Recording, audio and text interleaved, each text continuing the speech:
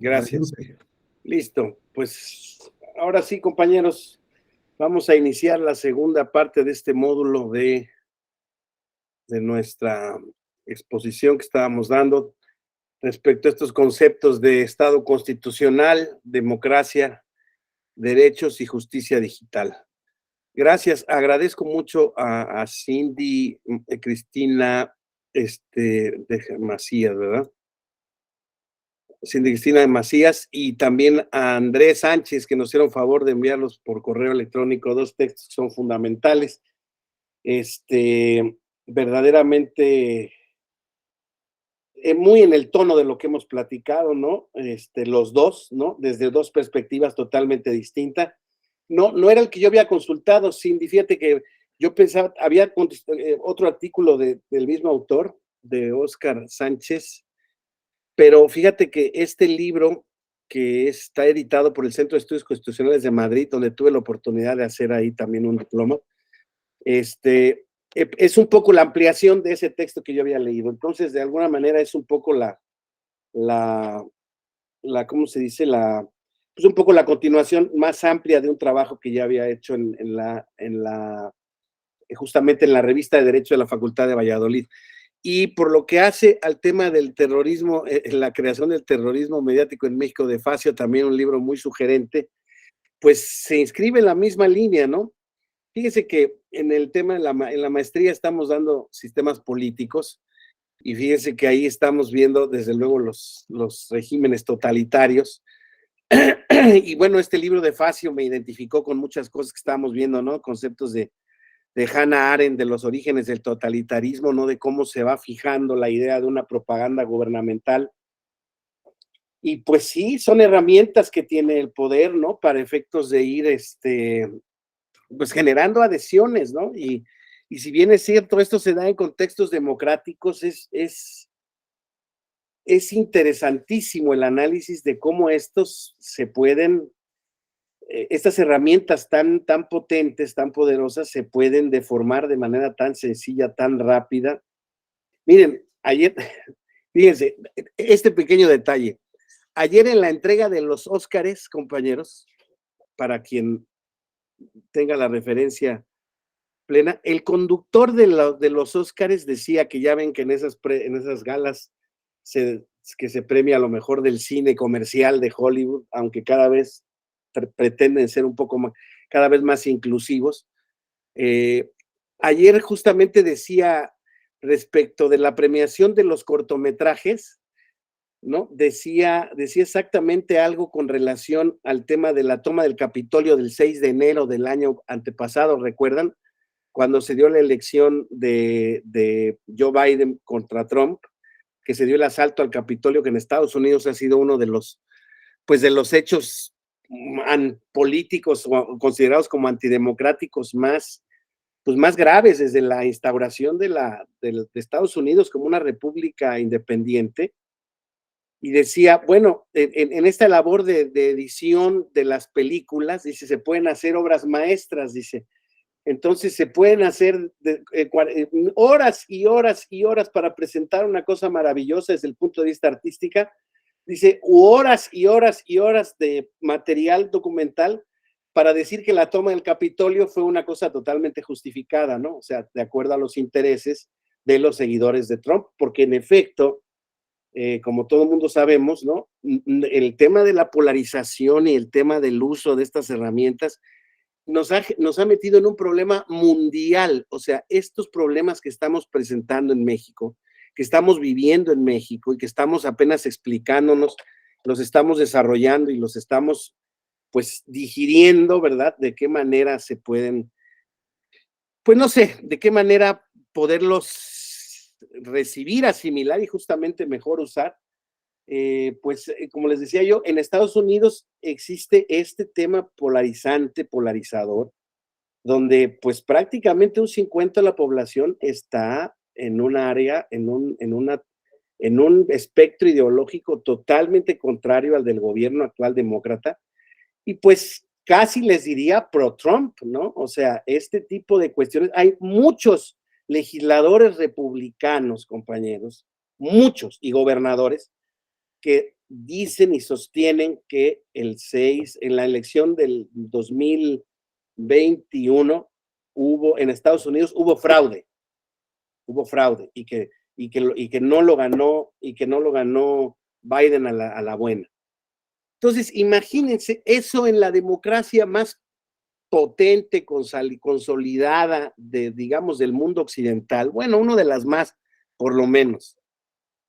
Pues imagínense entonces lo que no puede ocurrir en países en donde, bueno, hemos tenido un tránsito a la democracia indudable, creo que no hay duda de ello. Sin embargo, ese tránsito sigue, ¿no? No hemos realmente, y creo que en el mundo hoy en día, lo hemos platicado, los sistemas democráticos están en franco riesgo en cuanto a su credibilidad, en cuanto a su legitimidad. ¿Por qué? Porque en esta era, ¿no?, de la posverdad, en esta era de las redes y de la comunicación, pues cada vez ahora sí masificada, pues hemos visto cómo existen alimentándose muchas ideas desde estas redes de sociopolíticas, podríamos decirlo así, ideas de que, por ejemplo, hoy en día en nuestro país es necesario desmantelar o tocar el sistema electoral mexicano, reformarlo, ¿no? Entonces, digámoslo así, en ese contexto, esto que nos pasa hoy en día a nosotros, pues sería lo menos malo, ¿no? O sea, hoy en día lo que tenemos como detalles muy graves, ¿no? Son justamente, perdón, esta alimentación desde estos sistemas de comunicación tecnológica tan importantes para descalificar a un sistema electoral que, como ustedes saben, el concepto democrático en Estados Unidos parte del reconocimiento de la libertad, ahí sí configurativa, de todos los estados de la Unión. Cada sistema electoral de los estados es único y distinto. Entonces, y además de cómo se da ahí por voto indirecto, ustedes lo saben, es el único sistema político que establece el sistema indirecto de votación. Pues hoy en día ese sistema democrático, que aparentemente era una roca sólida sobre las cuales pues era muy difícil horadar, hoy en día está en riesgo incluso, insisto. ¿Por qué? Porque no hay un consenso específico respecto de la legitimidad o no de ese sistema. Entonces se empieza a cuestionar, por ejemplo, ahora lo que vamos a ver el día de hoy, se empieza a cuestionar el tema del voto electrónico. Permítame un momento, por favor, discúlpenme un momentito.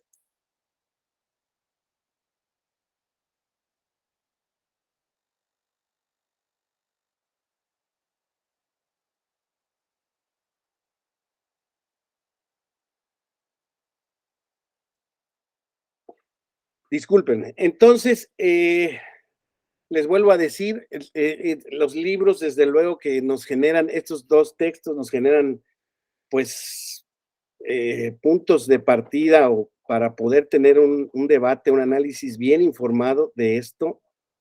Y pues insisto, en el ámbito sociopolítico, pues tendremos que esperar cuáles van a ser el derrotero de estas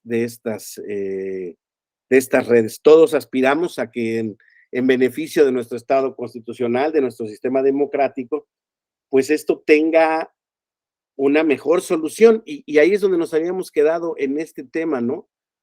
Es este nuevo sistema democrático participativo, donde este ciberespacio constituye el medio ambiente para la creación de estas nuevas redes sociopolíticas virtuales, ya puede determinar, puse en la lámina, porque realmente todavía no lo tenemos acabado. Estamos en este instante en donde se está construyendo, insisto, todos los días este nuevo espacio, y existen muchas incertidumbres sobre respecto hacia dónde va caminando o no. Uno de los puntos fundamentales que nos establece el texto o las ideas de Sánchez Muñoz, no recuerdo, se me olvidan siempre los apellidos. El asunto es que es hasta dónde el debate hoy en día, que es cómo se puede establecer una reglamentación, una regulación para el uso de estas redes, cosa que aquí entre nos, los gringos, los americanos llevan queriendo hacerlo por lo menos unos 3 o 4 años, de manera formal, con audiencias permanentes en la Cámara de Representantes y en la Cámara de Senadores, donde ustedes saben perfectamente bien que han citado a los grandes líderes de Twitter, de Meta o Facebook, etcétera, etcétera, Zuckerberg, y donde les han cuestionado claramente justamente este tipo de visiones respecto de los riesgos que tiene la falta de control de esas redes, ¿no? Y bueno, pues un poco la defensa de ellos ha sido, nosotros tenemos reglas de comunidad, nosotros tenemos herramientas para poder verificar ciertas cuestiones, pero nunca para contrastarlos con la realidad, por lo menos en una manera inmediata, ¿no? Y pues sí, es justamente la falta de filtros en esto, que es que ¿quién pone los filtros? ¿Quién puede poner los filtros? Les decía yo la vez pasada como reflexión que uno pues una de las soluciones más fáciles, más atractivas, pero más restrictivas, son la prohibición absoluta, ¿no? Por parte de los estados de diversas redes, ¿no? Los americanos de las redes chinas, las chinas de las redes americanos, y pues eso genera naturalmente, pues, un tema absoluto de censura y de manipulación de la información, ¿no? Como dice este libro de Facio, en efecto, el uso de la mentira como propaganda política, ¿no? ¿Cuántas veces no lo vemos y no lo vemos aquí, ¿no? Lo vemos aquí todos los días y eso es auténticamente un tema que, al menos a mí, pues preocupa y preocupa mucho. Pero bueno, veámoslo todo desde una perspectiva mucho más positiva, de la perspectiva de cómo esto puede ser virtuoso, ¿no? Este, insisto, primero que nada, desde luego la movilización social puede ser mucho más vigorosa, mucho más permanente, insisto, siempre viéndolos de la perspectiva de la buena fe, del ámbito de el respeto de los derechos, porque por eso este tema conjunto es tan importante, ¿no? El tema del Estado constitucional de derecho, de la democracia y de los derechos está hoy en día, está cuidándose de estas nuevas tecnologías, ¿no? Bueno, en general, no tan solo de las tecnologías de la información, sino de las tecnologías de todo el tema. Ahora hay quien dice, por ejemplo, que en temas en temas, por ejemplo, como la inversión esta que viene de la fábrica de Tesla a Nuevo León, que ha sido tema de comunicación en redes sociales y de festejo por parte de gente del gobierno federal o del gobierno del estado de Nuevo León.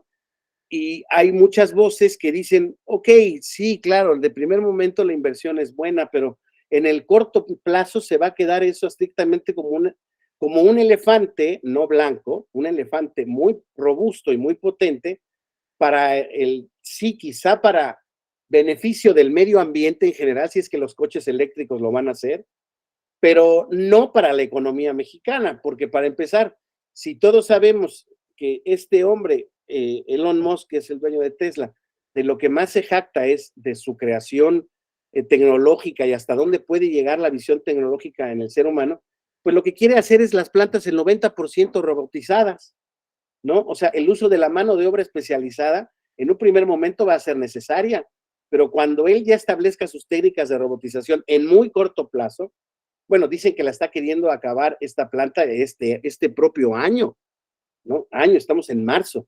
Dice que en 9 meses acaba la planta.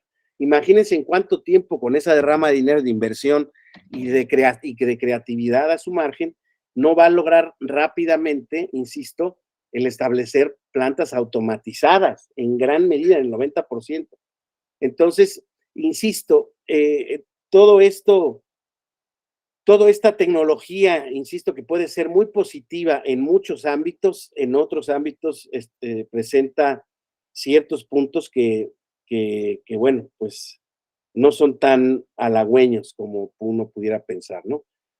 Sin embargo, este sistema de participación electrónica, estas redes sociopolíticas virtuales que habíamos vinculado a la idea también del gobierno electrónico, en este caso el gobierno del yo, no del del electronic government, sino del I, de mi gobierno, el gobierno del yo, aumenta potencialmente. ¿Por qué? Porque existe la posibilidad de participar, por ejemplo, en herramientas cada vez ya más establecidas en más estados de la República, en varios aspectos, por ejemplo, en el tema del presupuesto participativo, en la silla ciudadana, en fin, estas formas de inclusión y de democracia participativa que pueden ser auténticamente muy útiles para el desarrollo de la inclusión democrática de cualquier sociedad. Claro, todas estas herramientas tienen sus asegúnes, ¿no? Sabemos que no existe no sé cómo dice, bueno, no es obligatorio el resultado de ciertas consultas de este tipo de democracia participativa, en fin, pero vamos, ya existe una posibilidad o existen cada vez más redes y más intentos de ir desarrollando procedimientos de participación democrática cada vez más inclusivos, más universales, cada vez más efectivos. Insisto, estamos en una etapa de transición donde este tipo de beneficios, pues evidentemente tenderán a irse perfeccionando conforme pasa el tiempo, pero hoy en día sí podemos advertir que el simple hecho de que esta evolución se esté dando hacia ese lado, creo que lo tenemos que ver con optimismo, ¿no? La cultura de protección de los derechos fundamentales, compañeros, exactamente, la inclusión de la justicia digital, que esta es la parte que vamos a ocuparnos más el día de hoy. Bueno, más bien vamos a aterrizarlo en este tema. Pues todos sabemos justamente de esta expansión, esta explosión también que ha determinado ya nuestro nuevo paradigma de los derechos humanos, ¿no?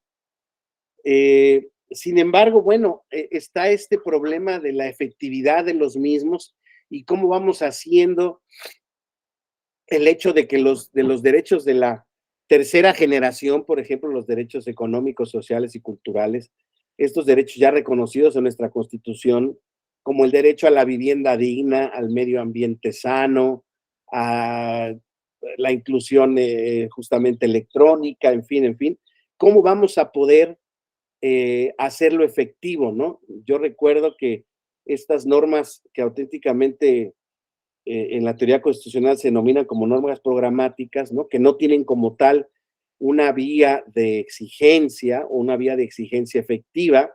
¿Por qué? Porque si uno va y presenta un juicio de amparo para obtener una vivienda digna, ¿no? Tal como lo establece el artículo 4 de la Constitución, pues evidentemente me da la impresión que el amparo pues, no va a tener una eficacia restitutiva del derecho que no se tiene, ¿verdad? Pero lo que sí es cierto es que, pues, insisto, el reconocimiento, el ambiente de esta protección de derechos humanos en términos generales, es una corriente de la que tampoco nos podemos obviar. Y hoy en día, pues justamente uno de los reclamos sociales más importantes es la eficacia y vigencia efectiva de los derechos humanos y fundamentales, ¿no? Poco a poco se irá viendo en esta sociedad globalizada y en esta sociedad totalmente masificada, ¿cuál va a ser el destino de estos derechos? Yo soy optimista y quiero pensar que, bueno, en esta etapa de transición, naturalmente, pues tenemos que ir paso por paso, pero ahora vamos a ver cómo pasa eso en el tema de la justicia digital, pero insisto, todo establecimiento, plataformas de protección, de difusión, de garantía de derechos, son buenas noticias para, insisto, para que en este tiempo, insisto, de inclusión participativa, de inclusión digital, se encuentren las maneras para poder, pues, hacer cada vez más efectivos esos derechos, ¿no? Existen múltiples teorías filosóficas del derecho en ese sentido, y bueno, pues es justamente hoy en día creo que es uno de los puntos a dilucidar más importantes por parte del derecho constitucional, de la teoría política, de la teoría socioeconómica, el ver cómo resolver estos problemas desde el punto de vista de las políticas públicas, ¿no? Que como sabemos, si bien es cierto, siempre tienen que tener basamentos jurídicos, no necesariamente tienen una eficacia por así estar diseñados.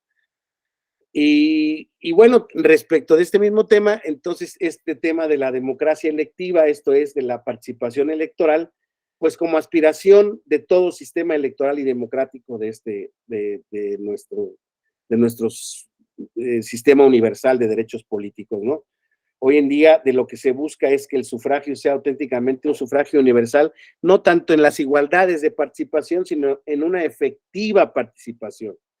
Los niveles de participación que tenemos en las elecciones hoy en día son deseablemente mejorables. ¿Por qué? Porque todos rondan en las mejores condiciones, por ahí del 60, 62, 64% a nivel mundial, ¿eh?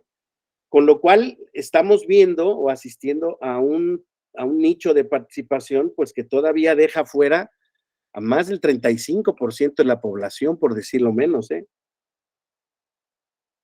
Entonces, la utilización, perdón, de estas herramientas tecnológicas de información, estas herramientas de vínculos sociales, de redes sociales, pues la idea es que vayan evolucionando hacia ese sistema y que en el sistema de la protección de derechos, pues tengamos esa posibilidad cada vez más de tener herramientas digitales para la tutela y garantía de los mismos, ¿no?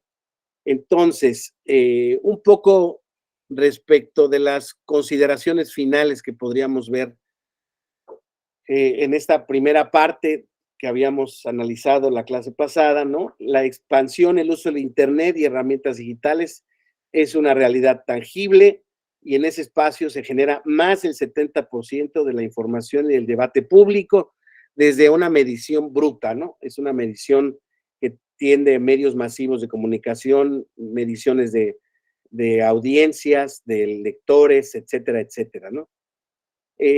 Los grupos más afectados o más sensibles a esta revolución son los grupos jóvenes de población, ¿no? Son todas estas nuevas generaciones que nacieron ya en esta era del Internet, pues prácticamente desde los 90, finales de los 80 para acá, y para todos los que siguen, o sea, para que siguen posteriores a esas generaciones y para las anteriores, necesitamos este proceso adaptativo, ¿no? Para la adaptación y maduración de este nuevo ambiente, que como saben y como lo hemos platicado, es un medio ambiente que ha rebasado todas las consideraciones de lo posible y hoy en día es un reto para la justicia, para el derecho, insisto, el tener una regulación efectiva sobre lo mismo, ¿no?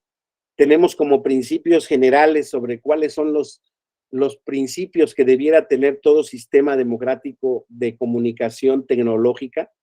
Sin embargo, la efectiva implementación de esos controles y de esos niveles es al ser un espacio virtual, al ser un espacio no real, es claro, existen herramientas cada vez más precisas para poderlo identificar, ¿no? Por ejemplo, todos sabemos que existen ya prácticamente también en todos los países del mundo lo que se llaman las policías cibernéticas, ¿no? Donde es posible identificar de dónde están las fuentes de emisión de esos mensajes.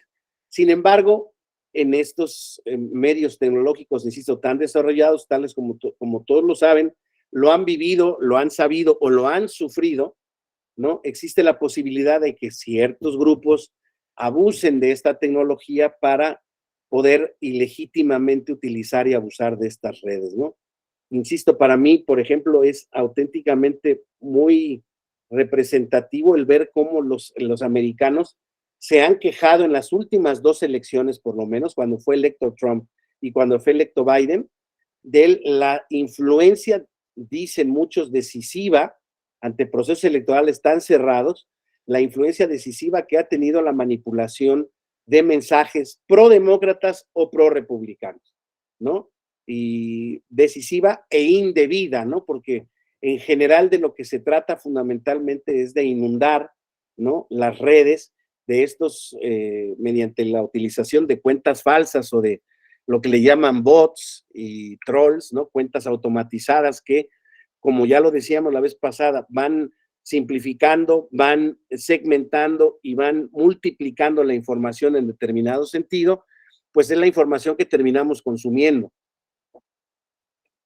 Entonces, es verdaderamente importante, insisto, que pues se pudiera llegar a un consenso de cómo, a un consenso, no tan solo como decisión política en general, sino a un consenso tecnológico de cuáles son las vías y cuáles son las maneras para poder tener una especie de regulación del Internet, ¿no? Que desde un punto de vista tecnológico suena perfectamente posible, pero desde un punto de vista sociopolítico suena más bien deseable que realizable. Pero bueno, veamos hacia dónde nos dirigimos en ese sentido y les vuelvo a decir, yo la verdad es que soy hoy en día un observador muy prudente de estos procesos.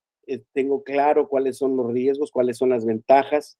Sin duda tiene ventajas, no soy pesimista, insisto en ese sentido, pero sin duda tiene problemas, sin duda tiene áreas de oportunidad y yo creo que pues pronto, poco hemos de vivir si no vemos hacia dónde va migrando esto. Además, al final del camino un poco importa este tipo de foros, por muy pequeños que sean, este tipo de foros nos tocan las fibras sensibles de exactamente de dónde estamos parados, ¿no?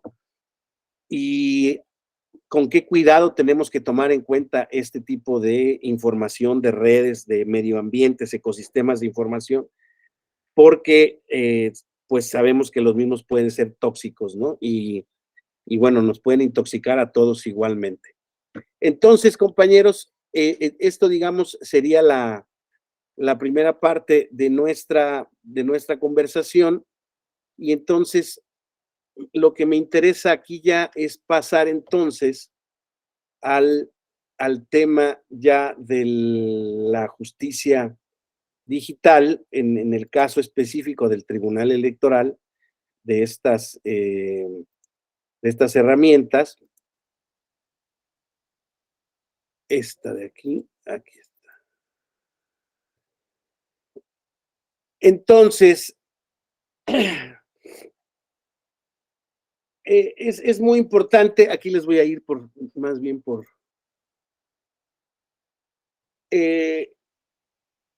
con el tema ya lo vieron en el módulo pasado y lo platicábamos la vez pasada. Este tema en específico de la justicia digital y los derechos que ha tomado una relevancia cada vez más actual y más importante a partir de la pandemia que vivimos en el 2020.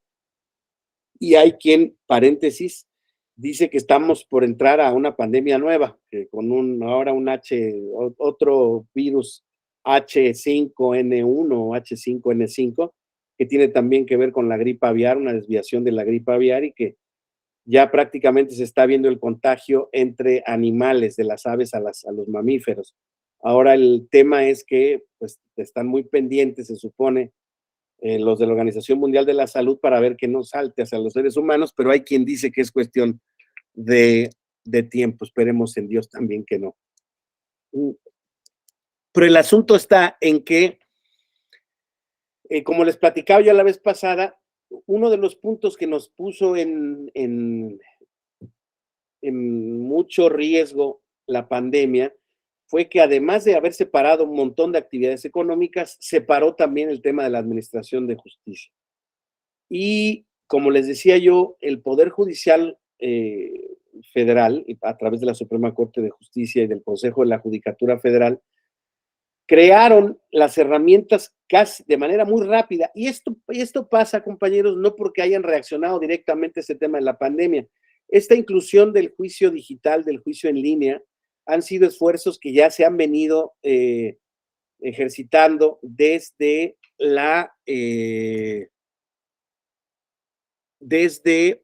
una proclama de 2015 de las Naciones Unidas, también como necesaria la inclusión del establecimiento del acceso universal a Internet para también sistemas de administración de justicia.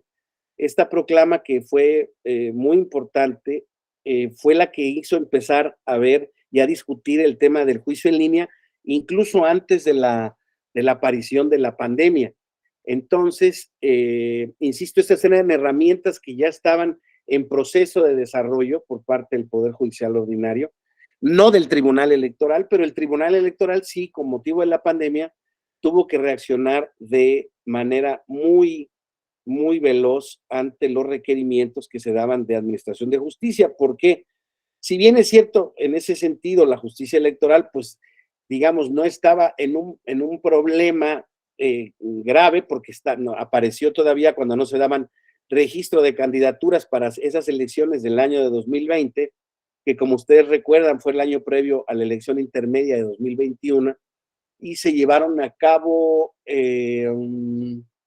dos procesos extraordinarios nada más, en Coahuila y en Hidalgo, no extraordinarios, dos procesos electivos en Coahuila e Hidalgo, que se llevaron a cabo, por fortuna, al final del camino, con un traslado de fechas al final de ese año. Entonces, no teníamos, digámoslo, el riesgo que sí tenía el Poder Judicial Federal de establecer este juicio en línea. ¿Por qué? Porque, pues como les digo, no existían, no estábamos dentro del riesgo de no poder llevar a cabo procesos electorales.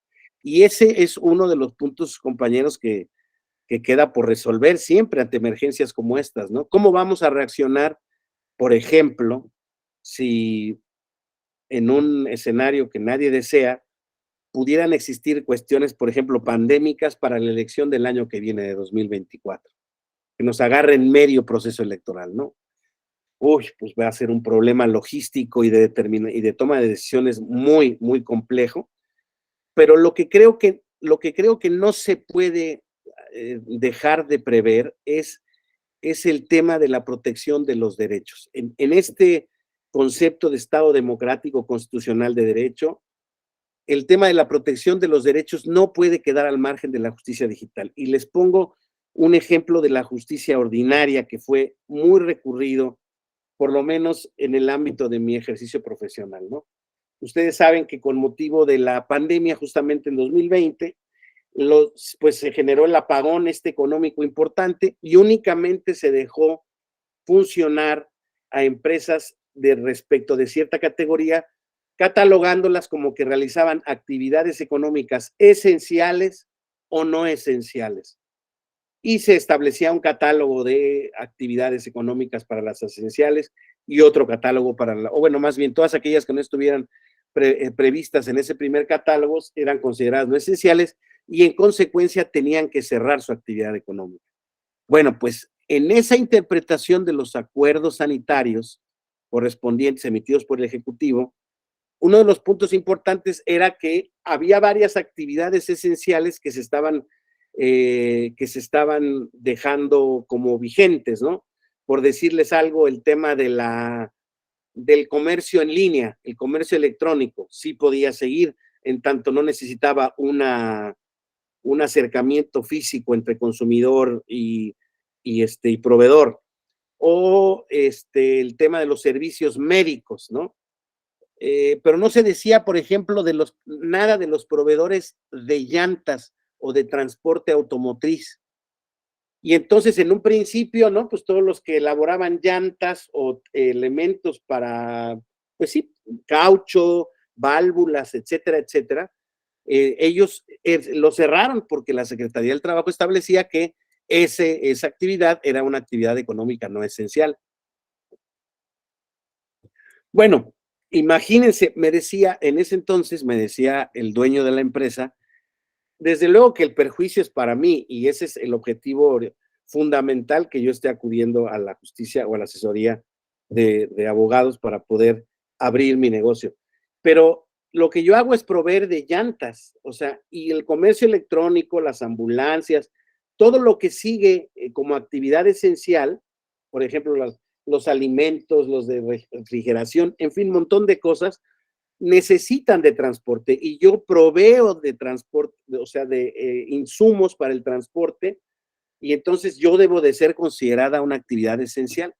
Y entonces, en ese sentido, pues se promovió un amparo en contra en contra del cierre que había sufrido, porque en una interpretación de ese decreto que se había emitido, que no establecía esta industria en particular, y que nosotros pedíamos al juez que se hiciera una ampliación, una interpretación pues pues digamos, armónica, funcional o ni siquiera conforme, porque no era necesario, pero una interpretación del decreto, pues digámoslo así, orgánica, ¿no? De cuáles eran las consecuencias de dejar afuera de el catálogo de actividades esenciales otras múltiples empresas que si bien aparentemente no eran esenciales, sí formaban parte de una cadena de suministro relacionada. Y bueno, así se logró la protección de los derechos mediante el juicio en línea, compañeros. Y, y les puedo decir que a nivel de la República Mexicana, después de que tuvimos alguna pues una especie como de convención respecto de algunos, en la barra mexicana de abogados, respecto de algunos, de cómo fue la actividad de los abogados en estas épocas de pandemia mediante la utilización del juicio en línea. Y yo les quiero decir que, por ejemplo, para muchas cosas, el juicio en línea no fue posible, el que restituyera, el que resolviera una situación jurídica derivada de la pandemia, por decirles algo, cuestiones relacionadas con los arrendamientos, con compraventas de diversas especies, ¿no? De bienes. Pero, por ejemplo, insisto, en este tipo de cuestiones básicas de la cadena de suministro de estos elementos esenciales para la actividad humana, alimentación, salud, transporte, etcétera, etcétera, sí que fue muy importante la activación de este juicio en línea, porque si no, de otra manera, no hubiera sido posible pues digamos, que la cadena productiva nacional soportara, digamos, tantas restricciones que había tenido este decreto, digamos, sanitario. Sin embargo, por lo que hace, por ejemplo, al tema de la justicia local, ordinaria local, compañeros, pues fue un problema. ¿Por qué? Porque la justicia local prácticamente, salvo en algunos estados como Nuevo León, Baja California, en donde sí está establecido este establecimiento del juicio en línea, ninguna tiene previsto, no, ninguna tiene previsto, y aunque lo tengan previsto en términos legislativos, no lo tienen instaurado en términos prácticos respecto a la infraestructura que se requiere. Entonces, en ese ámbito de la justicia local, pues desde luego que el sistema no tuvo ningún tipo de fortalezas porque pues más bien estamos en esta transición. Una transición que les debiera yo decir, por ejemplo, se antoja desde luego que debiera ser muchísimo más eficaz y más veloz. Lo que pasa es que, compañeros, esto requiere naturalmente del dotar de los recursos financieros, en primer lugar, a las entidades que lo necesiten, a los tribunales de los estados, en cualquier materia, para poder instaurar estos elementos, porque como ustedes saben, estas herramientas tecnológicas, además de capacitación, necesitan un hardware, ¿no? Máquinas que lo soporten y necesitan un software, programas informáticos inteligentes que sean los que desarrollen y tengan esta habilidad de poder desahogar, digamos, la presentación de documentación en línea, ¿no? Entonces, compañeros, esto ha generado, insisto, pues esta alerta, ¿no? De que todos los sistemas de justicia electoral para la protección de los derechos debieran estar soportados hoy en día o deberían de tener esta vertiente electrónica y digital para la protección efectiva de los derechos. Por lo que hace en materia electoral, compañeros, entonces, el acuerdo 7-2020 de septiembre de ese mismo año, se aprobaron los lineamientos del juicio en línea ya de manera definitiva respecto de un tema que ya venía siendo, insisto, explorado por parte del tribunal. Y aquí me voy a pasar a este acuerdo porque déjenme presentárselo, porque ahí está, ahí se está presentando.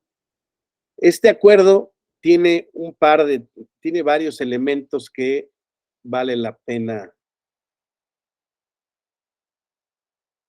vale la pena analizar. Miren, primero que nada, lo más importante que les quería yo comentar de este acuerdo, ¿no? Era la estructura que tiene el mismo, ¿no? Fíjense cómo, ahorita lo vamos a ir viendo. Fíjense.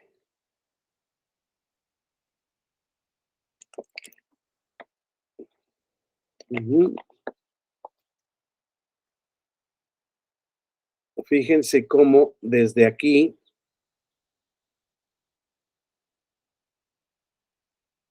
este acuerdo se da además, compañeros, por un exhorto que hace la Comisión Permanente del Congreso de la Unión al poder, al Tribunal Electoral y a los tribunales locales que no habían establecido efectivamente el juicio en línea en las etapas, en los momentos álgidos de la pandemia, ¿no?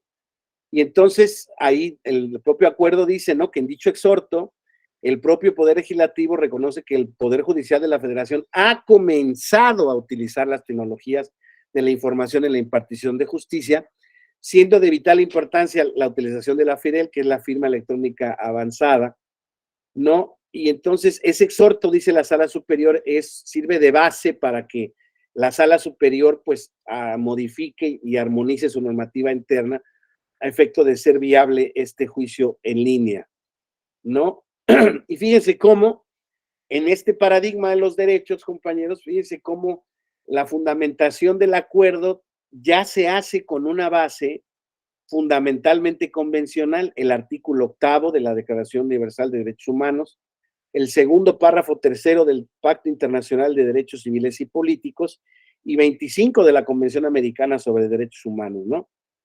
Todos estos previos al 17 segundo párrafo de la Constitución Política de los Estados Unidos Mexicanos, con la finalidad de promover, respetar, proteger y garantizar los derechos humanos de conformidad con los principios de universalidad, interdependencia, indivisibilidad y progresividad y de conformidad con la obligación de garantizar el derecho de acceso universal, equitativo, asequible y oportuno a las tecnologías de la información, así como integrar a la población a la sociedad de la información y del conocimiento. Les hago una pequeña, los provoco en un primer momento, compañeros. El plan B de la reforma electoral tiene preocupados a muchos estudiosos del derecho, a muchos funcionarios electorales, porque el plan B, entre otras cosas, establece que en algunas materias la interpretación del tribunal y de las autoridades, por ejemplo, en temas internos de los partidos políticos, tiene que ser de índole restrictivo, ¿sí? Atendiendo a las características de autoorganización y autodeterminación que la Constitución le reconoce a los partidos políticos. Yo les hago una pregunta, compañeros. ¿Ustedes estarían preocupados fundamentalmente por este tipo de disposiciones que establecen estas aparentes o evidentes? Hay quien lo ve así, ¿eh? Yo soy de los que digo aparentes, pero hay quien dice evidentes y no lo dice cualquiera, los dicen magistrados de la Sala Superior. Pues, ¿cuál es la opinión de ustedes al respecto? Y tiene que ver, esto es muy importante porque es justamente, si una reforma legal nos va a hacer regresar, ¿no? Viendo que no había pasado la reforma constitucional, o si realmente la reforma puede ser hoy en día interpretada en algunos sentidos como estos como inconstitucional. Fíjense esta motivación del acuerdo que estamos viendo, ¿no? O sea, todo con el tema de acercar, integrar a la población a la sociedad de la información. Con lo anterior se pretende remover obstáculos o barreras que puedan existir para que las personas tengan acceso a la justicia, pues como la Corte Interamericana de Derechos Humanos ha determinado, la tolerancia a circunstancias o condiciones que impidan a los individuos acceder a los recursos internos adecuados para proteger sus derechos constituye una violación a la Convención Americana de los Derechos Humanos, y dice la Sala Superior, y esto agregaría una vulneración a la Declaración Universal de Derechos Humanos, al Pacto Internacional de Derechos Civiles y Políticos y a la misma Constitución Política de los Estados Unidos Mexicanos. ¿Alguien quiere expresar su opinión al respecto? Porque me interesa mucho oír su opinión, porque no es un tema menor, no es un tema baladí, se los digo en serio, es un tema de concepción, pues, desde, por ejemplo, del poder legislativo, ¿no? En una sociedad democrática, ¿quién se encarga de hacer la ley? El poder legislativo. El poder legislativo nos manda una señal en ese sentido, ¿no? De que hay que hacer a veces interpretaciones restrictivas en tratándose de autodeterminación de los partidos políticos. Cuando, por otro lado, vemos una redacción del artículo primero de la Constitución, pues que en mi opinión es muy difícil de salvar respecto de cualquier reforma que se haga. A ver, Cindy, ¿cuál es tu opinión?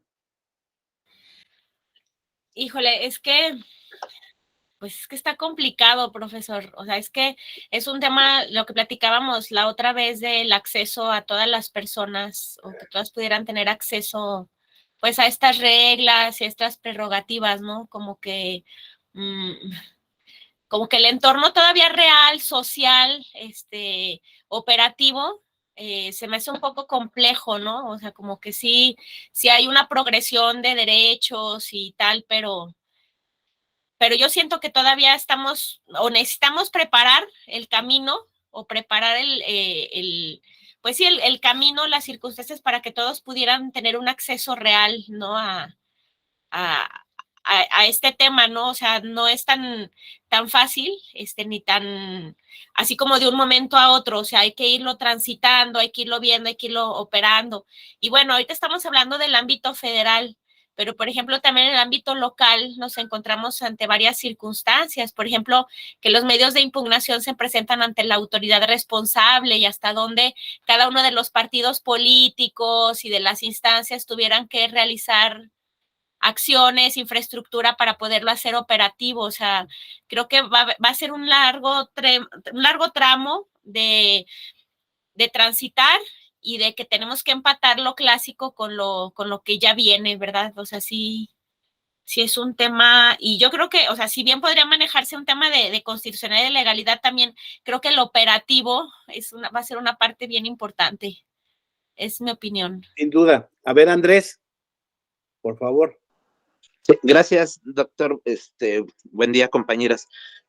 Aquí está medio complicado, es decir, bueno, sí, el primero constitucional pues nos dice que debe de prevalecer también la convencionalidad, ¿no? Es decir, tenemos ahí dos, la parte de constitución y la parte de convencionalidad. Aquí la pregunta sería, o sea, ¿qué pasa si en la Convención de Derechos Americanos o la Corte Interamericana hace una modificación donde ellos pueden regular la parte de redes sociales y en México, en el país, no se ha regulado o no se pueda regular? Ese es un caso hipotético, porque a final de cuentas la justicia digital es muy ambigua todavía en México, es decir, estamos muy en pañales. Hay que recordar que eso también, bueno, es más que nada de confianza. Por ejemplo, en Francia la votación, uno puede ir con un papel y decir yo voto por tal, y ese es un voto válido y nadie puede impugnar ese voto, y es un papel en blanco, vaya. Entonces sí necesitamos yo creo que reformar, ya lo dijo muy bien, es la parte del legislador mexicano, pero pues también es la parte de la voluntad política que se quiera tener, ¿no? Es cuanto, gracias. Gracias, Andrés. ¿Alguien más? Nadie se anima. Bueno, sí, desde luego que creo que los dos tocan temas importantísimos, ¿no? Uno es este tema de la implementación. No estamos viendo de cuándo es, de septiembre de 2020 este acuerdo. Estamos viendo que hoy en día esta implementación en el sistema, en el Tribunal Electoral del Poder Judicial de la Federación está implementado, y ahora les voy a compartir una estadística de cuántos juicios se han presentado por esta vía.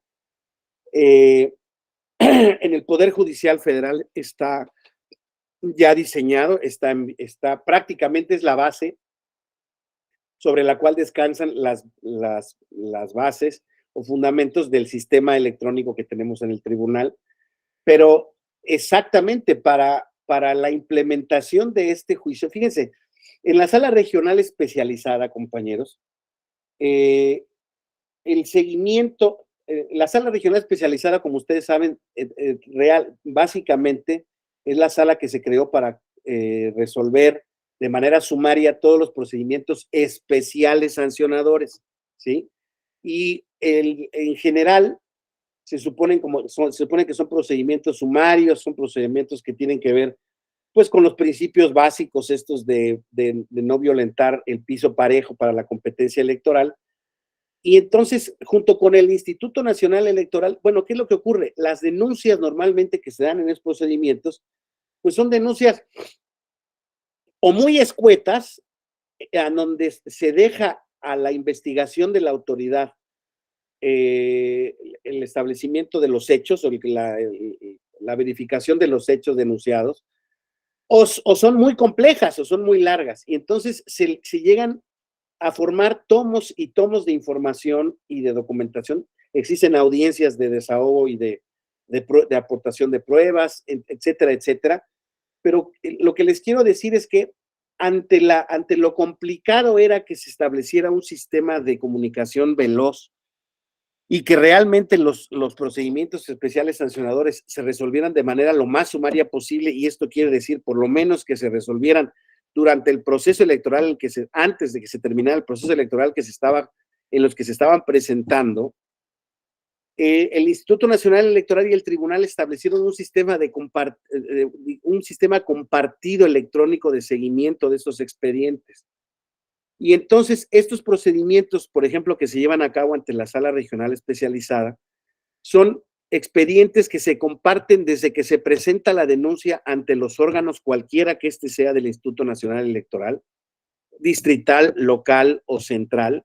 Y entonces la Sala Especializada, desde que está la presentación de la demanda y la digitalización del expediente, las pruebas, se le va compartiendo simultáneamente a la Sala Regional Especializada para que la misma tenga conocimiento y el turno se genere a los señores magistrados desde ese momento, no cuando se presenta la demanda del procedimiento específico. Entonces, eso genera naturalmente una posibilidad de conocimiento del expediente, de verificación y casi de sustanciación paralela y en equipo del expediente por parte de la Sala Regional Especializada con la Unidad Técnica de lo Contencioso, bueno, que ahora ya no se llama así, ya es la Unidad Jurídica y de lo Contencioso, con motivo de la reforma. Y entonces, compañeros, lo que se hace ahí es, pues prácticamente tener un expediente electrónico simultáneo desde la Autoridad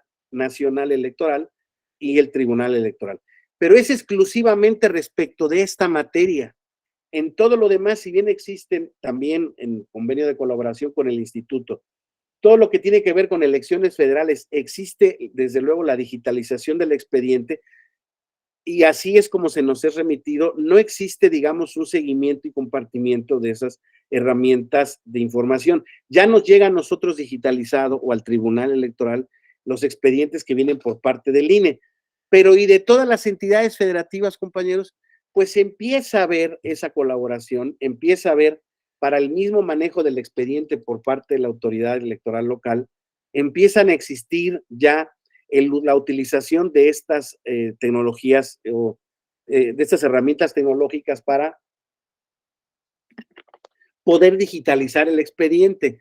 Pero esta inclusión, digamos, esta normalización del procedimiento electrónico es un reto todavía muy importante a seguir. ¿Por qué? Pues porque, como les decía yo, todo este tipo de implementación de herramientas digitales o tecnológicas tiene un costo natural.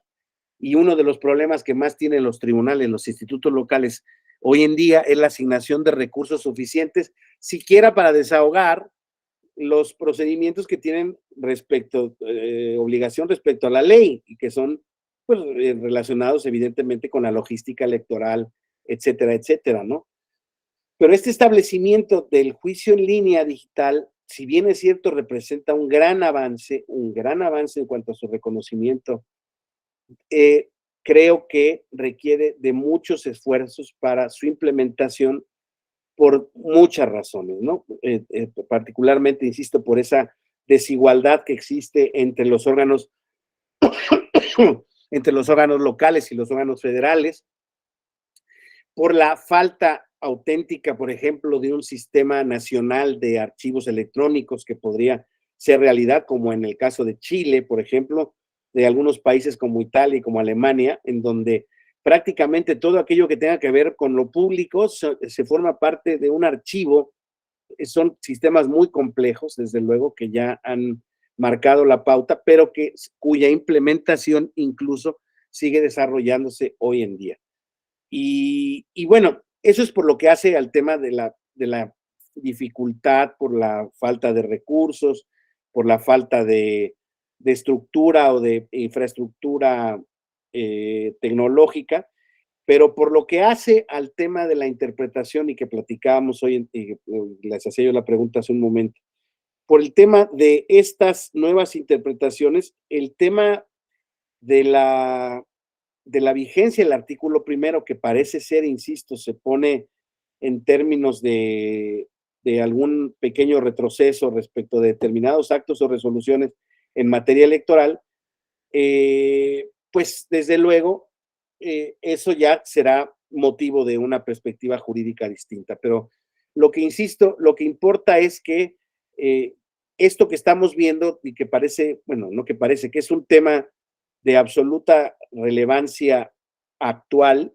pero también de necesidad actual, porque no lo tenemos implementado al 100%, pues yo creo que también tenemos que ser optimistas en cuanto al desarrollo, y ahorita quería yo con ustedes al respecto darles este ejemplo de cómo, esto no se los voy a poder compartir porque está en una tabla de Excel, pero les puedo yo decir, compañeros, que desde que se implementó el juicio en línea, ya establecido en 2020, en la sala superior, no voy a hacer el desagregado por sala, sino lo voy a hacer por el tribunal completo.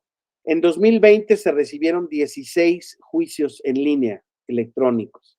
En 2021 se recibieron 179 juicios en línea. En 2022, 246 juicios en línea.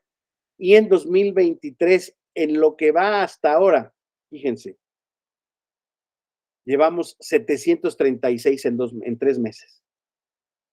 O sea, en 3 meses se ha superado para hacer un total de 1,177 hasta entonces.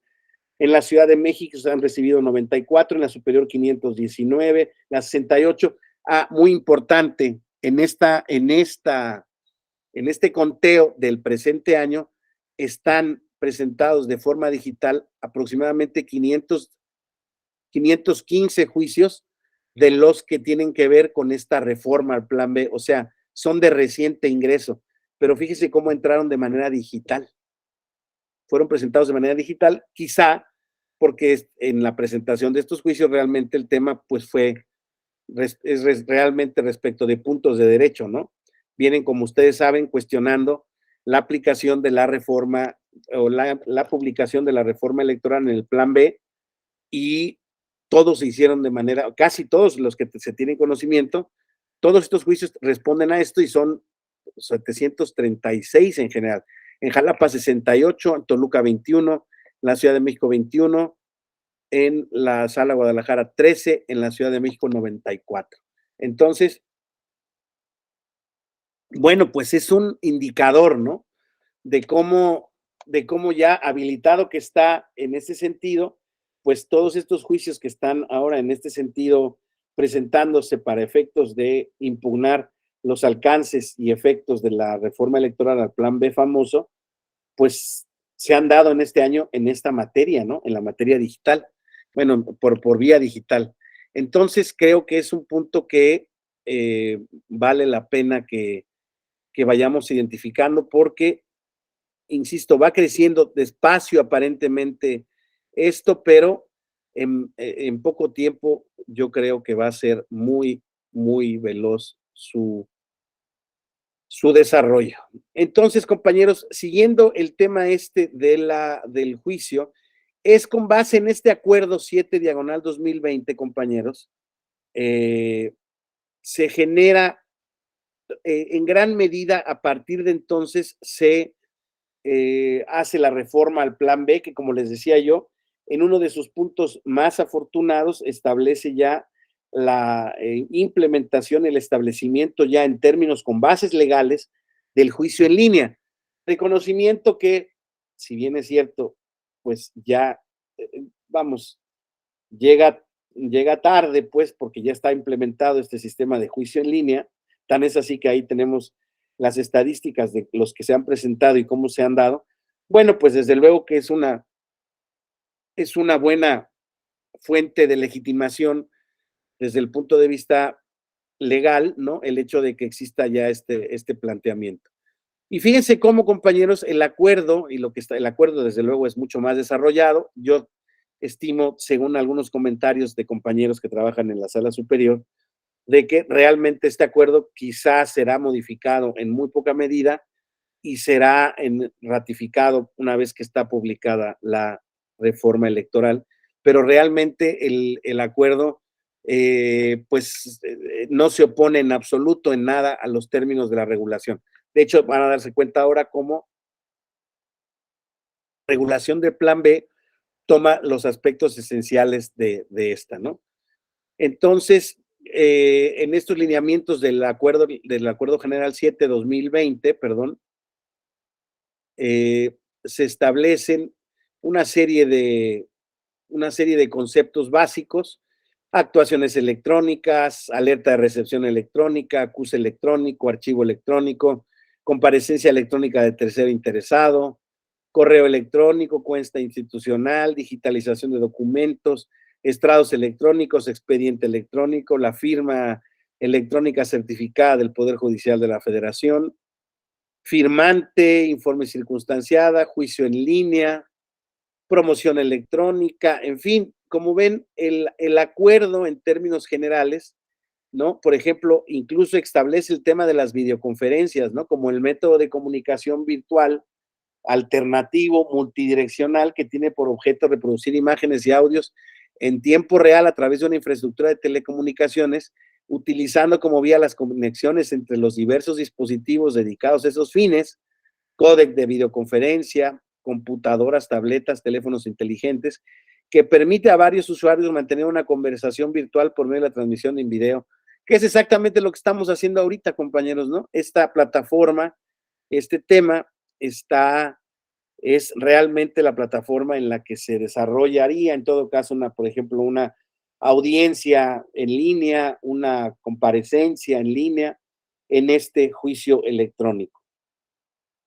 Algo muy importante, desde luego, es que en la obtención de la firma electrónica, primero que nada, se puede utilizar cualquier firma electrónica que se tenga. Si ya se tiene la del Poder Judicial Ordinario o la del SAT, compañeros, con esa pueden acceder, no es necesario obtener una firma electrónica avanzada por parte del Tribunal Electoral.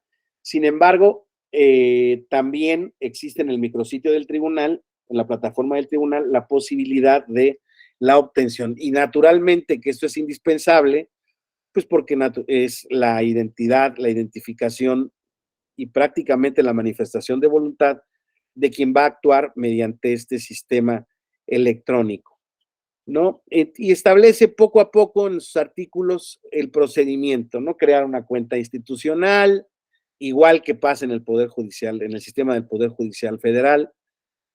Es necesaria la firma electrónica, etcétera, etcétera. Las notificaciones, todo está relacionado con este nuevo sistema. Y les debo decir que, insisto, yo no he utilizado este juicio en línea en materia electoral, pero sí lo he utilizado en el trámite de juicios de amparo. Pero fíjense cómo aquí en el trámite que está regulado o incluso en la sustanciación, ¿no? Fíjense que todo deberá ser digitalizado, ¿no? O sea, naturalmente todo se debe de poner en este medio ambiente y entonces, una vez que es optativa la presentación del juicio por esta vía, por este mecanismo, una vez que se ha presentado, ya es obligatorio a las partes el seguir con esta vía, aunque también como medio de protección de los derechos a la tutela procesal efectiva, se establece la posibilidad de que, aunque haya presentaciones físicas, siempre y cuando sean por la persona que está acreditada mediante la firma electrónica, estas pueden ser digitalizadas y formar parte del archivo electrónico. Entonces, como podemos ver, el trámite y desarrollo y sustanciación de los juicios en línea es bastante seguro, es bastante práctica, y todo el sistema de resoluciones, de notificaciones, etcétera, etcétera, tendrá, incluso fíjense cómo el capítulo 8 tiene las reglas aplicables y especiales para el caso de asuntos laborales, que es una competencia que yo creo que, con respeto para quien ha diseñado el sistema, se nos siguió o se le sigue asignando al tribunal con el motivo de determinar que es la máxima instancia en materia electoral, al ejemplo, a imagen y semejanza de lo que pasa con los conflictos laborales en la Corte. A mí me parece que el sistema está mal, pero bueno,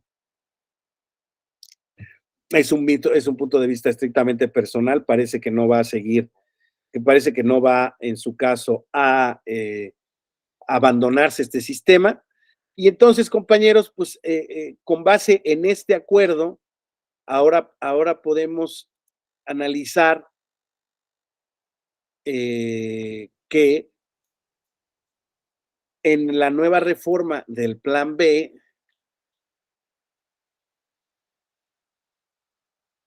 permítame,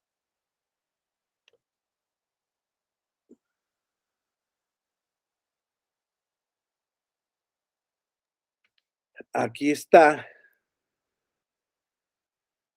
en el artículo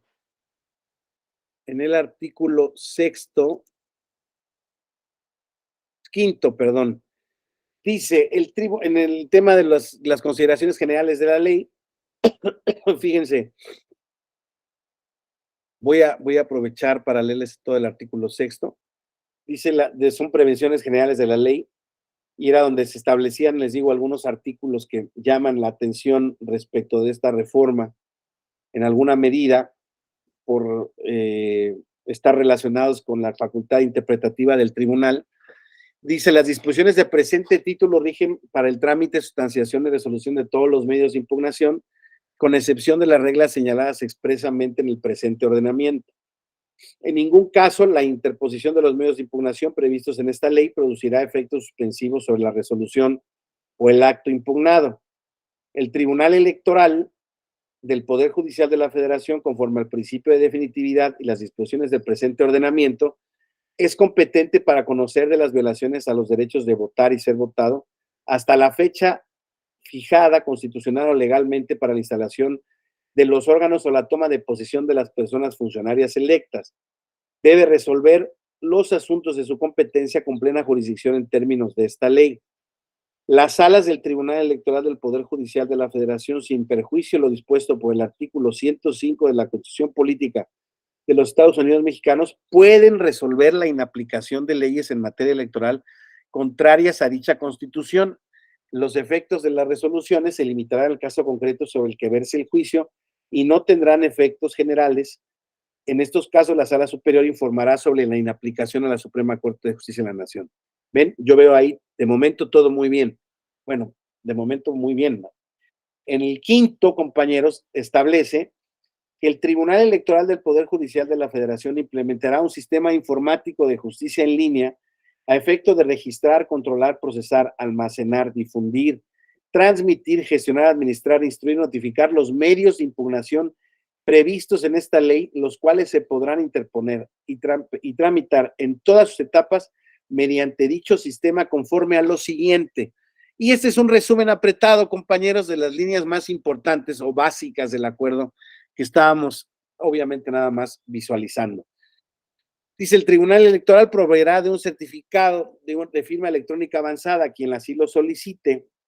Las partes podrán proporcionar una dirección de correo electrónico con mecanismo de confirmación de envío de notificaciones y manifestar expresamente su voluntad de que sean notificados por esta vía. Este sistema de notificación electrónica ya estaba también en la ley de medios. A través del juicio en línea, las partes pueden interponer los medios de impugnación que establece esta ley. Los mecanismos electrónicos deben cumplir con los requisitos previstos en este ordenamiento y se habilitará un sistema de juicio en línea en materia electoral a través del portal institucional del Tribunal Electoral del Poder Judicial de la Federación. El portal del sistema de juicio en línea se pondrá a disposición de la ciudadanía, partidos y agrupaciones políticas, en el cual las partes podrán consultar el expediente electrónico, recibir notificaciones, atender los requerimientos, entre otras. La firma de documentos puede hacerse a través de la firma electrónica certificada del Poder Judicial o la firma avanzada del INE o la e-firma, que es la que se requiere por el SAT, mismas que tendrán plena validez, servirán como sustituto de la firma autógrafa para la tramitación y sustanciación de los medios de impugnación en materia electoral a través del sistema del juicio en línea.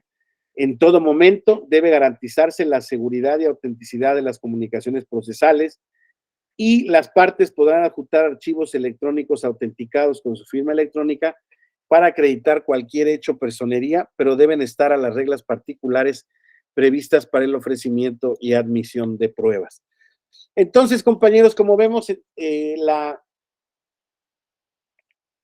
tendencia creo que es irreversible. Ya está este sistema digital de juicio en línea también para la materia electoral. Veamos ahora con la simplificación de los medios de impugnación que se ha dado. Bueno, es una simplificación. Yo sostengo que es más semántica que real, pero no, pero sí existe en términos realmente bien críticos. Ya existe nada más la posibilidad de interponer en materia electoral federal, por lo menos, el juicio electoral y el juicio de revisión constitucional electoral con base en esta reforma.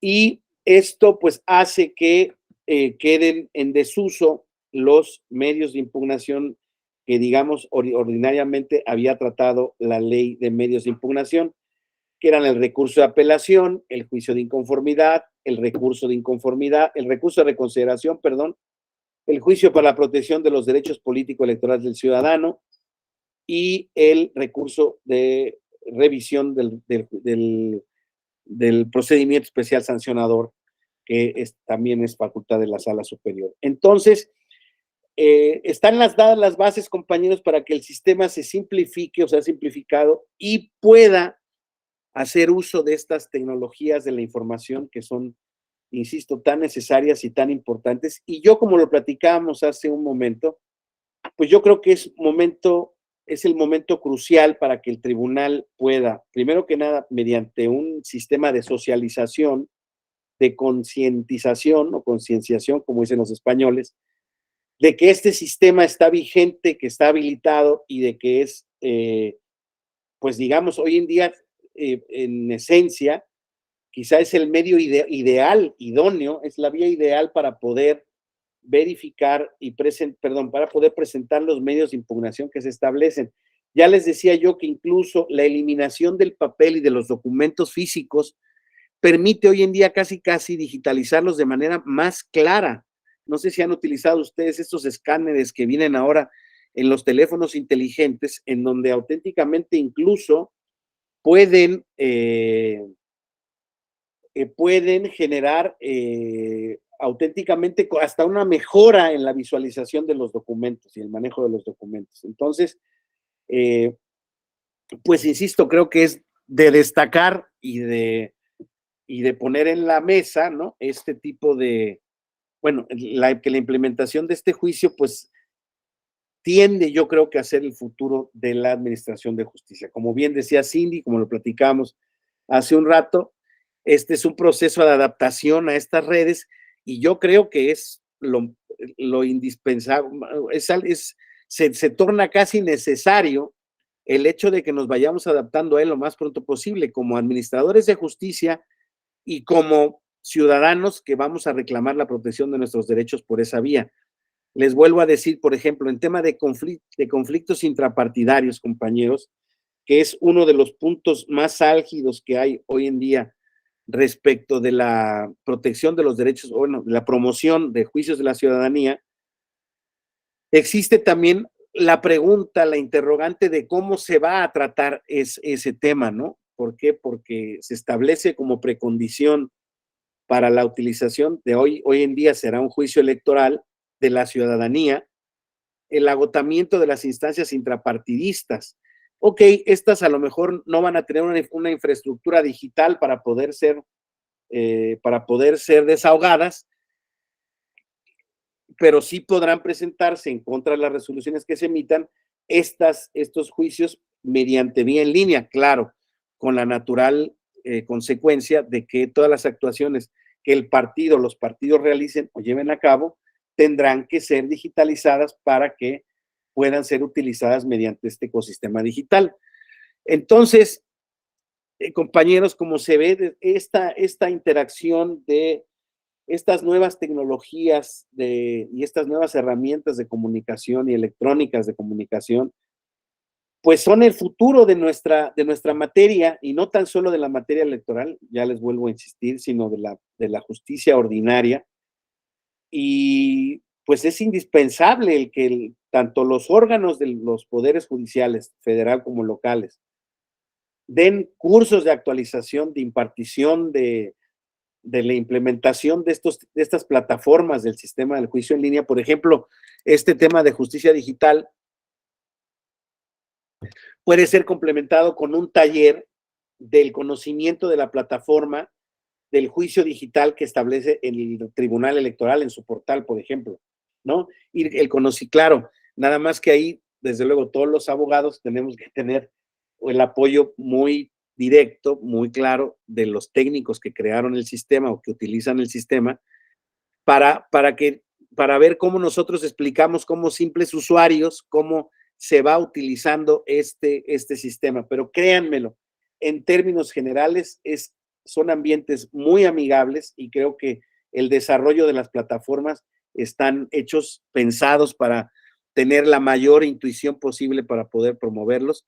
Les vuelvo a decir, hoy en día hay un montón de trámites que se hacen en línea ya en materias gubernamentales, y casi todos están ya teniendo esa facilidad de implementación y de práctica en el mismo, incluso para gente que no está familiarizada con estas nuevas técnicas o con estas herramientas de utilización de sistemas digitales, de procesadores de palabras, de fotografías, de video, etcétera, etcétera. Y pues, ¿qué les digo, compañeros? Pues desde luego que esta inclusión digital respecto de la justicia, la impartición de justicia, pues puede ser un promotor cada vez más eficaz de los derechos, incluso en la justicia internacional, compañeros, ¿no? Esta justicia convencional que se hace en el sistema americano, ante la Comisión Interamericana y ante la Corte Interamericana de Derechos Humanos, pues también tendría que tener, ¿no?, esa posibilidad de inclusión digital para la promoción, porque y desahogo y desarrollo de los juicios en esas materias, porque como ustedes saben, también por la infraestructura de estos organismos internacionales tan limitada, tan dependiente de las aportaciones de los estados parte, pues creo yo que ha generado un importante rezago en esa materia. Pero pues les vuelvo a decir, son consecuencias naturales, ¿no?, de la implementación de instrumentos y herramientas que apenas están en desarrollo. Sin embargo, el hecho de que estén en desarrollo, compañeros, no hace menos importante, al contrario, creo que lo hace más importante su conocimiento, su conciencia y aplicación y ejecución, porque en la medida en la que los usuarios, los ciudadanos, van haciendo uso de esas herramientas, las plataformas, los sistemas y en general la comunicación que se hace entre la ciudadanía, pues va a hacer que sean los métodos ordinarios de administración de justicia en un futuro cercano. Estamos en 2023, no sé exactamente en qué año, pero son estas transiciones tecnológicas que nadie puede anticipar con una precisión, pero que sí existen, pues como diversas, existe la posibilidad de anticipar que en un futuro no muy cercano, sin tener plazos ciertos, por ejemplo, insisto, en este sistema penal acusatorio que ya se dieron plazos de ejecución, no ha podido ser implementado de acuerdo a las condiciones de la estructura y de la infraestructura penal en nuestro país.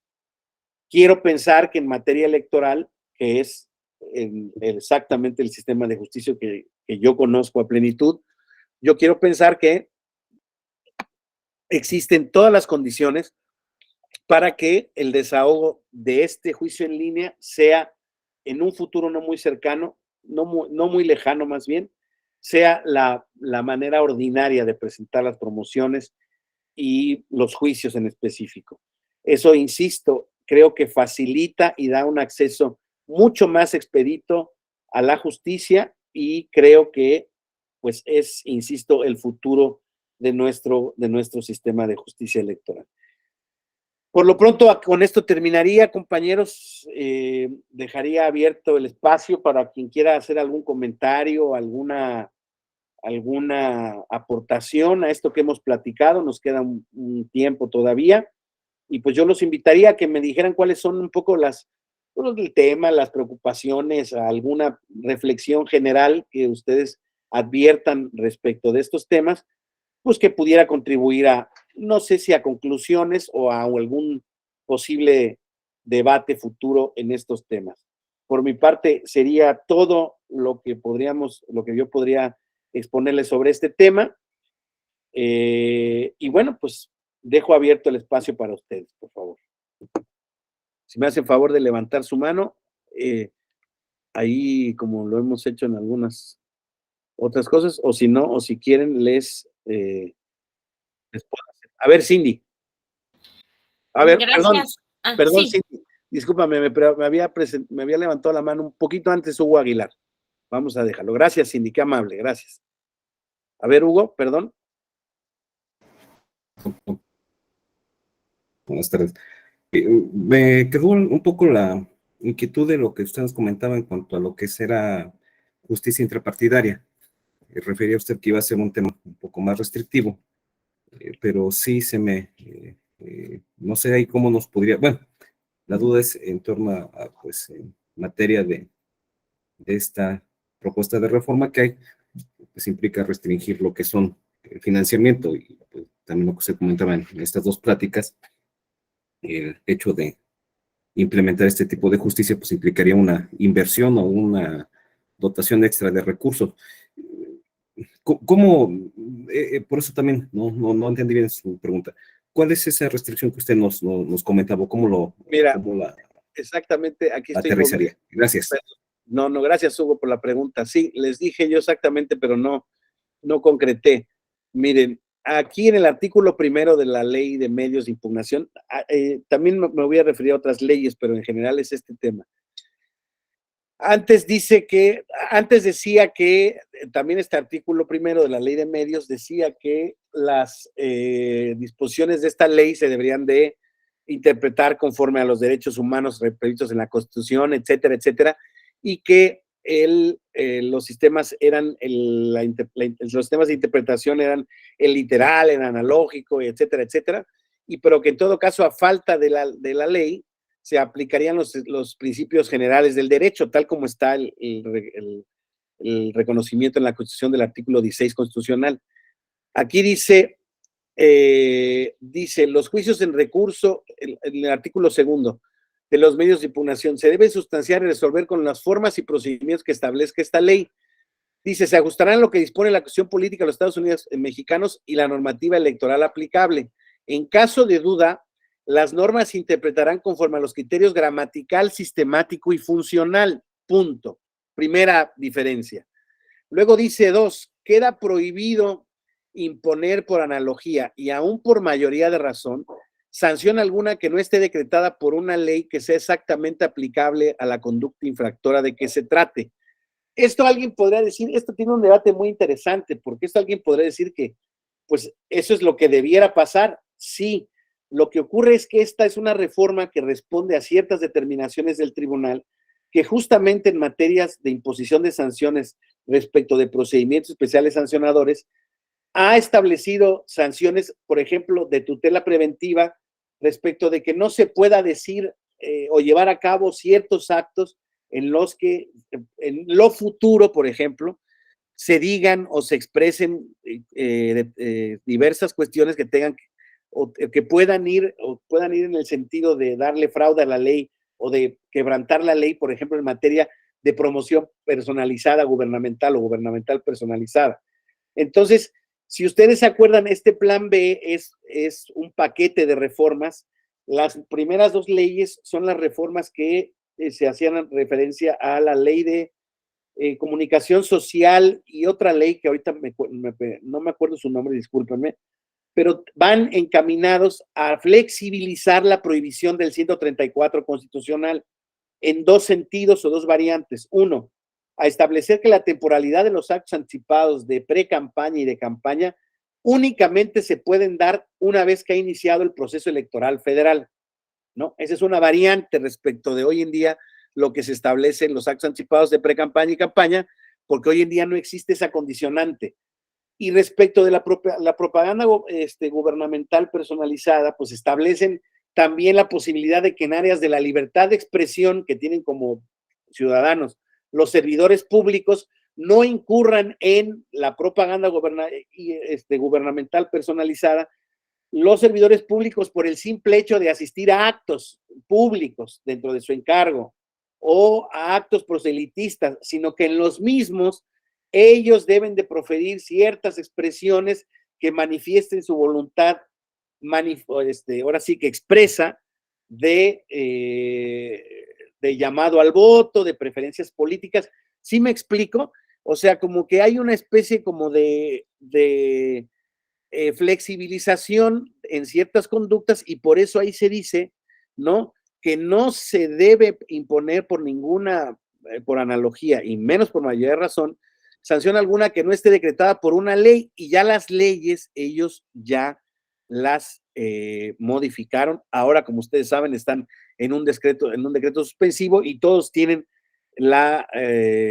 van a ser estudiadas en el fondo, se supone, en algún momento dado por la Suprema Corte de Justicia de la Nación. Pero fíjate lo que dice el artículo 3, que ahí tenemos.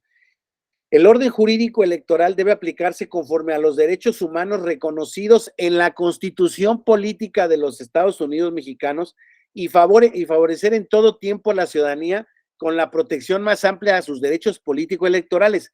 Sí, pero esto es menos amplio o es mucho más restringido que el artículo 1 de la Constitución, ¿no? Aquí ya dice, con los derechos humanos reconocidos en la Constitución, que hoy en día ya vimos que están todos, caray. O sea, no, a lo que voy es, a mí me parece que hay un problema como de concepción formal del ordenamiento, cuando ya habíamos superado esta concepción formal del ordenamiento y ya teníamos justamente una visión a partir de 2011, formalmente, una visión de interpretación y de aplicación del derecho y de protección de los derechos humanos pro persona, no importaba lo que dijeran las leyes.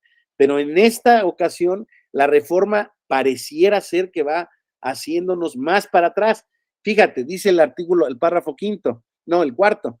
En la resolución de conflictos internos de los partidos políticos, se debe tomar en cuenta el carácter de interés público, su libertad de decisión interna y el respeto irrestricto a su autodeterminación y autoorganización. ¿Cuál es el mensaje que se está mandando?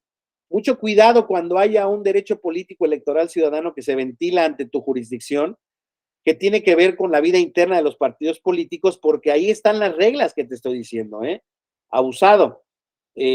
Toma en cuenta el carácter de interés público del partido, toma en cuenta su libertad de decisión interna y respeta irrestrictamente su autodeterminación, autoorganización. Para mí, pues yo tengo una visión respecto de esa norma, pero la norma es francamente contraria o distinta a las normas que teníamos antes, que sí es cierto que se decía ya desde antes de que en el conflicto, en la resolución de conflictos de los partidos políticos se debían tomar en cuenta estos elementos, pero por ejemplo no decía el respeto irrestricto a su identificación. Y fíjate lo que dice el quinto. El Tribunal Electoral del Poder Judicial de la Federación únicamente podrá ordenar la reposición del procedimiento, pero no nombrar directa o indirectamente a las personas que integrarán las dirigencias de los partidos políticos o la elección o designación de precandidaturas o candidaturas, circunstancias que en diversas resoluciones del tribunal, al momento de reponer el procedimiento o de ellos en plenitud de jurisdicción, verificar que el procedimiento estuvo indebido y el riesgo de una irreparabilidad en la violación, en muchas determinaciones se determinó quién era el candidato o el dirigente o el aspirante que debía de prevalecer, digamos, no porque al tribunal se le antojara, sino porque estaba haciendo uso de su plenitud de jurisdicción. Hoy en día te dicen que únicamente puedes reponer el procedimiento, pero en ningún caso puedes nombrar directa o indirectamente a las personas que integrarán las dirigencias. Digamos, hay una restricción a las facultades interpretativas del tribunal o hay una pretensión de reducción. Dice, en todo asunto que sea competencia del Tribunal Electoral del Poder Judicial de la Federación o del INE, deben tenerse en cuenta las definiciones previstas en la Ley General de Instituciones y Procedimientos Electorales. Leyes que hoy en día, compañeros, entre otras cosas, determinan esta definición, temporalidad de los actos anticipados de pre-campaña y de campaña, en donde hay una redefinición de los mismos y se establece un periodo que, por ejemplo, hoy en día no está previsto. Entonces, si hoy en día, pues, perdón, pero si ya habíamos visto grandes movimientos de candidaturas que están moviéndose para diversas aspiraciones, no nada más los candidatos a la presidencia de la República, en muchos otros ámbitos, hoy en día está más claro que esto supone un cambio a las reglas establecidas en la Constitución, donde los actos anticipados de pre-campaña y de campaña son una de las bases a no romper o a observar para tener una condición electoral equitativa, ¿sí?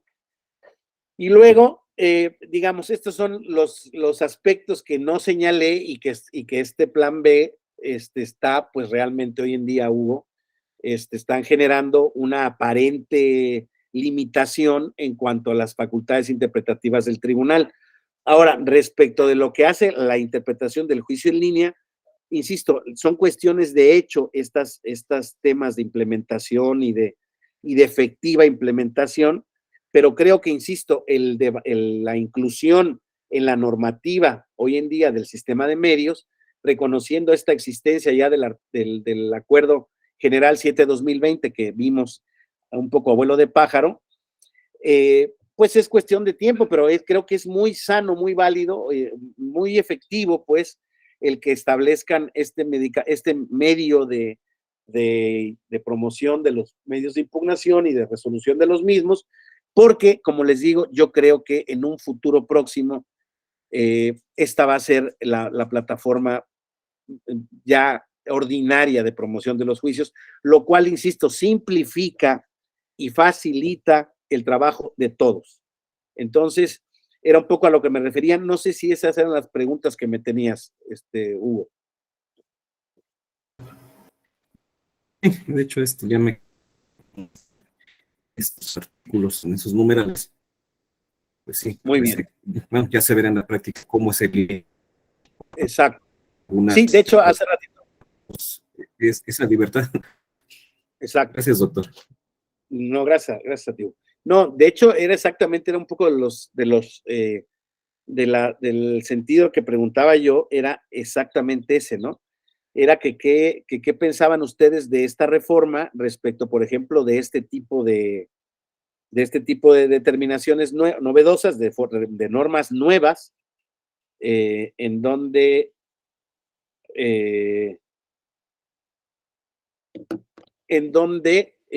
pues, insisto, pareciera que existe esta intención por parte del legislador y que forma parte de la preocupación de algunos magistrados hoy en día al respecto. Entonces, pues lo dejo abierto, compañeros. ¿Quién más quiere participar en ese sentido?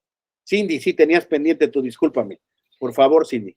Gracias. Bueno, yo nada más quisiera hacer la reflexión de que nos vamos a tener que poner a estudiar esto sí o sí, porque creo que es a lo que vamos a transitar, como usted decía, así como hace algunos años no concebíamos lo indispensable que iba a ser el celular, las nuevas tecnologías, las redes sociales, pues a esto vamos, o sea, ya es innegable, es ya algo inminente, que va a haber muchos retos.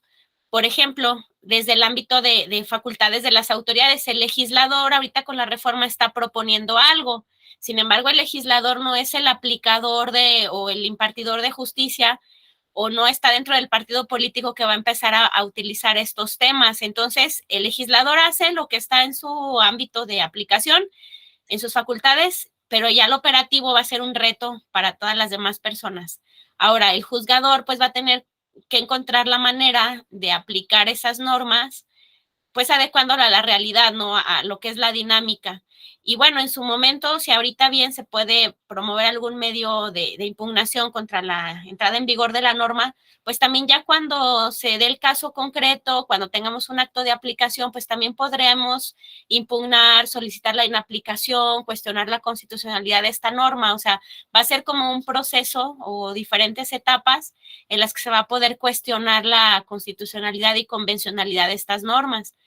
Y como todo sistema, pues estamos sujetos al ensayo y al error. O sea, vamos a ver qué funciona, qué no funciona, y yo creo que a lo largo del tiempo, pues se promoverán más reformas o normas reglamentarias o algo, pero lo que sí es, o sea, es estudiar y es perderle el miedo. O sea, finalmente nadie tiene la certeza de qué va a funcionar, qué no va a funcionar, pero es ir transitando, es perfeccionando, y pues también ahí apelar al juzgador, que el juzgador no es un aplicador de la norma como antaño A, B y C, sino que también tiene que pues hacer una interpretación armónica, conforme, sistemática, y siempre pensando en el menor perjuicio a las partes. Habrá ocasiones en las que a lo mejor una notificación no se puede hacer, pero si tú ya ves que en un expediente son reiteradas las notificaciones donde no atienden o no hay manera de cerciorarse que recibió la notificación, pues ahí el juez en su facultad de proveer en un expediente,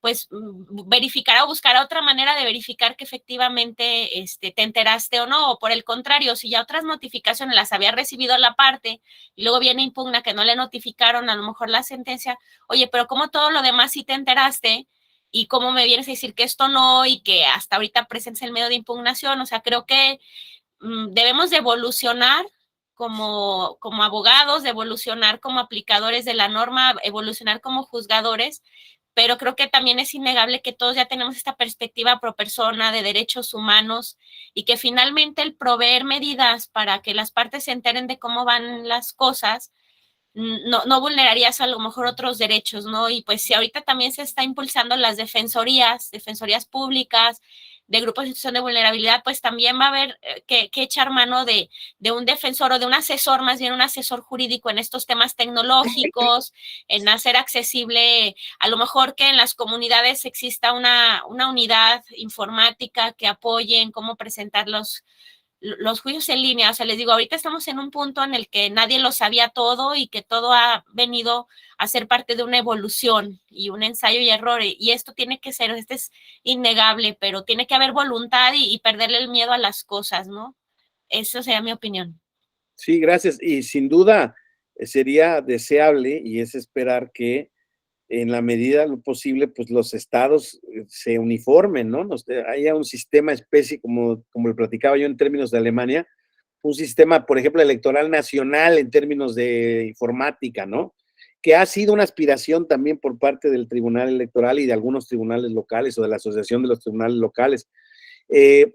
Claro, pero la implementación es compleja, ¿no? La implementación es dura, es difícil. ¿Por qué? Pues porque se requieren recursos, ¿no? Y hoy en día, desafortunadamente, en las condiciones económicas del país es muy complicado el que exista una bonanza, digámoslo, en ese sentido, para poder hacer algo tan necesario como esto, ¿eh? Desde luego es tan necesario como deseable. Pero bueno, Andrés, por favor.